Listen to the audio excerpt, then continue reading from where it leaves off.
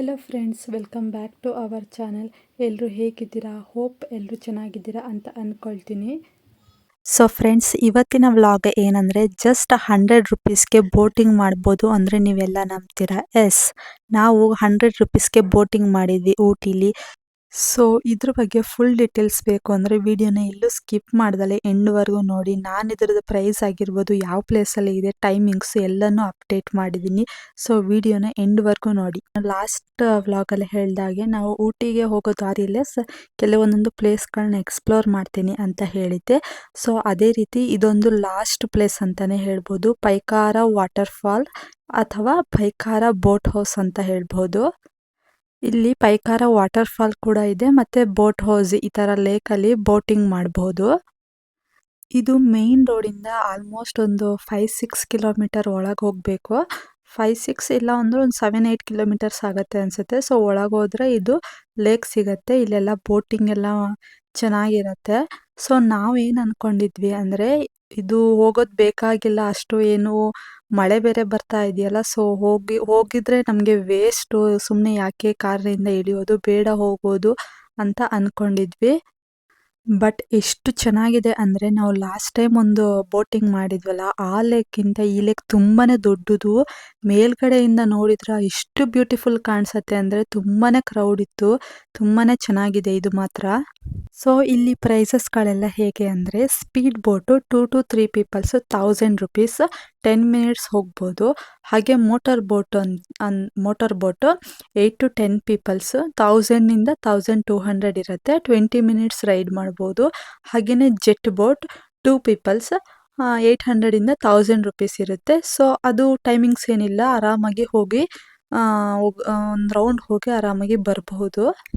ನಾವು ಸೆಲೆಕ್ಟ್ ಮಾಡ್ಕೊಂಡಿದ್ದು motor boat ಅಂತ, 8ಇಂದ 10 ಪೀಪಲ್ಸ್ ಆಗುವಂಥ ದೊಡ್ಡ ಬೋಟು. ಸೊ ಅದು 1000ಇಂದ 1200 ಇರುತ್ತೆ.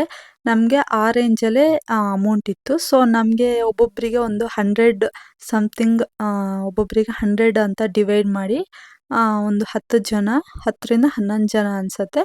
ಸೊ ಬೋಟ್ನ ಬುಕ್ ಮಾಡ್ಕೊಂಡ್ವಿ, ಟಿಕೆಟ್ ತೊಗೊಂಡ್ವಿ. ನಾವ್ಯಾಕೆ ಅದನ್ನು ಸೆಲೆಕ್ಟ್ ಮಾಡ್ಕೊಂಡ್ವಿ ಅಂದರೆ ನಾವು ಹೋಗಿದ್ದೇ ಲಾಸ್ಟು, ನಮ್ಮದೇ ಆ ಬೋಟು ಲಾಸ್ಟು, ಆಮೇಲೆ ಕ್ಲೋಸಿಂಗ್ ಟೈಮು.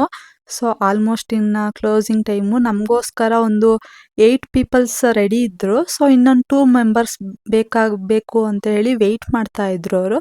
ಸೊ ನಾವಿಬ್ಬರು ಹೋದ್ವಿ. ಸೊ ಅಲ್ಲಿಗೆ ಸರಿ ಆಯಿತು. 10-11 ಪೀಪಲ್ಸ್ ಆ ಬೋಟ್ಗೆ ಸರಿ ಆದ್ವಿ. ಈವ್ನಿಂಗ್ 5:30ಗೆ ಲಾಸ್ಟು. ಸೊ ನಾವು ಟಿಕೆಟ್ ತೊಗೊಂಡು ರೈಡ್ನ ಸ್ಟಾರ್ಟ್ ಮಾಡಿದ್ವಿ. ತುಂಬಾ ಚೆನ್ನಾಗಿತ್ತು. ನಮಗೆ ಒಂದು 20 ಮಿನಿಟ್ಸ್ ರೈಡ್ ಮಾಡಿದರು. ಸೊ ಚೆನ್ನಾಗಿ ಫೋಟೋಸು, ವಿಡಿಯೋಸು ಎಲ್ಲ ತೊಗೊಂಡ್ವಿ. ಬಟ್ ಏನಂದರೆ ಮಳೆ ಬರ್ತಾ ಇತ್ತು. ಸಮ್ಮರಲ್ಲಿ ಇದು ತುಂಬಾ ಚೆನ್ನಾಗಿರುತ್ತೆ. ಹಾಗೆಯೇ ಕ್ರೌಡ್ ಕೂಡ ಇರುತ್ತೆ. ಇವಾಗ ಇರೋ ಈ ಮಳೆಯಲ್ಲಿ ವಿಂಟರ್ ಸೀಸನಲ್ಲೇ ಇಷ್ಟು ಕ್ರೌಡ್ ಇದೆ ಅಂದರೆ ಇನ್ನು ಸಮ್ಮರಲ್ಲಿ ತುಂಬಾ ಕ್ರೌಡ್ ಇರುತ್ತೆ. ಒಂದೊಳ್ಳೆ ಬ್ಯೂಟಿಫುಲ್ ಅಂತಲೇ ಹೇಳ್ಬೋದು. ಇದು ಬೋಟಿಂಗ್ ಮಾಡೋದಕ್ಕೆ ತುಂಬಾ ಚೆನ್ನಾಗಿದೆ. ಇಲ್ಲಿ ನೋಡೋ ಅಂಥ ಪ್ಲೇಸ್ ಏನಿಲ್ಲ, ಒಂದು ರೌಂಡ್ ಹೋಗಿ ರೈಡ್ ಮಾಡ್ಕೊಂಡು ಬರೋದು ಅಷ್ಟೇ. ಇದ್ರ ಸುತ್ತ ಫಾರೆಸ್ಟ್ ಇರುತ್ತೆ ಅಷ್ಟೇ, ಮರಗಳೆಲ್ಲ ಇರುತ್ತೆ. ಸೊ ನೋಡೋ ಅಂತಹ ಪ್ಲೇಸ್ಗಳು ಏನೂ ಇಲ್ಲ ಇಲ್ಲಿ. ಸೊ ನಾವು ಬೋಟ್ಗೆ ಹೋಗೋ ಗ್ರೂಪು ಚೆನ್ನಾಗಿ ಇರಬೇಕು, ಒಳ್ಳೆ ಎಂಜಾಯ್ಮೆಂಟ್ ಇರುತ್ತೆ ಆವಾಗ. ಸೊ ಎಲ್ಲರಿಗೂ ಅಂಡರ್ಸ್ಟ್ಯಾಂಡಿಂಗ್ ಇರಬೇಕು, ಒಬ್ರಿಗೊಬ್ರು ಹ್ಯಾಪಿಯಾಗಿ ಮಾತಾಡಿಕೊಂಡು ಎಂಜಾಯ್ ಮಾಡ್ಬೋದು. ಬಟ್ ನಮಗೆ ಸಿಕ್ಕಿದಂತಹ ಪೀಪಲ್ ಆ ಥರ ಇರಲಿಲ್ಲ. ಸ್ವಲ್ಪ ಡೀಸೆಂಟಾಗಿ ಇದ್ದರು. ಅವರದಷ್ಟೇ ಅವರು ಎಂಜಾಯ್ ಮಾಡಿಕೊಂಡು, ಸೊ ಆ ಥರ ಇದ್ದರು ಅವರು. ಸೊ ನಾವು ಏನೂ ಅವ್ರಿಗೆ ಡಿಸ್ಟರ್ಬ್ ಮಾಡಲಿಲ್ಲ, ಅವರು ಏನೂ ನಮಗೆ ಡಿಸ್ಟರ್ಬ್ ಮಾಡಲಿಲ್ಲ. ಸೊ ನಮ್ಮಷ್ಟಕ್ಕೆ ನಾವು ಎಂಜಾಯ್ ಮಾಡಿಕೊಂಡು ಫೋಟೋಸ್, ವೀಡಿಯೋಸ್ ಎಲ್ಲ ತೊಗೊಂಡು ನಾವು ಚೆನ್ನಾಗಿ ಎಂಜಾಯ್ ಮಾಡ್ಕೊಂಡು ಬಂದ್ವಿ. ಈ ಪೈಕಾರ ಲೇಕಲ್ಲಿ ತುಂಬಾ ಆ್ಯಕ್ಟಿವಿಟೀಸ್ ಇರುತ್ತೆ. ಬಟ್ ಇವಾಗ ಮಳೆ ಬರ್ತಿರೋದ್ರಿಂದ ಯಾವುದೇ ರೀತಿ ಇರಲಿಲ್ಲ. ಇದೊಂದೇ ಬೋಟ್ ಹೌಸ್, ಅದು 8ಇಂದ 10 ಪೀಪಲ್ಸ್, ಇಲ್ಲ 2ಇಂದ 3 ಪೀಪಲ್ಸ್ ಅಷ್ಟೇ ಇತ್ತು. ಸೊ 2 ಪೀಪಲ್ದು ಜೆಟ್ ಬೋಟು ನಾನಂತೂ ನೋಡಲಿಲ್ಲ, ಯಾರೂ ರೈಡ್ ಮಾಡಲಿಲ್ಲ. ಈ ಮಳೆಗೆ ಯಾರೂ ಬೇಡ ಅಂತೇಳಿ ರೈಡ್ ಮಾಡಲಿಲ್ಲ ಅನಿಸುತ್ತೆ. ನೀವು ನೋಡ್ತಾ ಇರ್ಬೋದು ಎಷ್ಟು ಬ್ಯೂಟಿಫುಲ್ಲಾಗಿ ಕಾಣಿಸುತ್ತೆ ಅಂದರೆ ಒಂದೊಳ್ಳೆ ವ್ಯೂ ಕಾಣಿಸುತ್ತೆ ನಮಗೆ ಅಷ್ಟೇ, ಬೇರೆ ಏನೂ ನೋಡೋದಕ್ಕೆ ಇರೋದಿಲ್ಲ ಇಲ್ಲಿ. ವ್ಯೂ ಮಾತ್ರ ಚೆನ್ನಾಗಿ ಕಾಣಿಸುತ್ತೆ. ಸೊ ನಾವು ರೈನಿ ಸೀಸನಲ್ಲಿ, ವಿಂಟರ್ ಸೀಸನಲ್ಲಿ ಅಂತೂ ಎಂಜಾಯ್ ಮಾಡಿದ್ವಿ. ಇನ್ನು ಸಮ್ಮರಲ್ಲಿ ಬಂದರೆ ಕ್ರೌಡ್ ಹೆಚ್ಚಾಗಿ ಇರುತ್ತೆ, ಅಷ್ಟೊಂದು ಎಂಜಾಯ್ ಮಾಡೋಕ್ಕಾಗಲ್ಲ ಅಂತ ನನ್ನ ಅನಿಸಿಕೆ.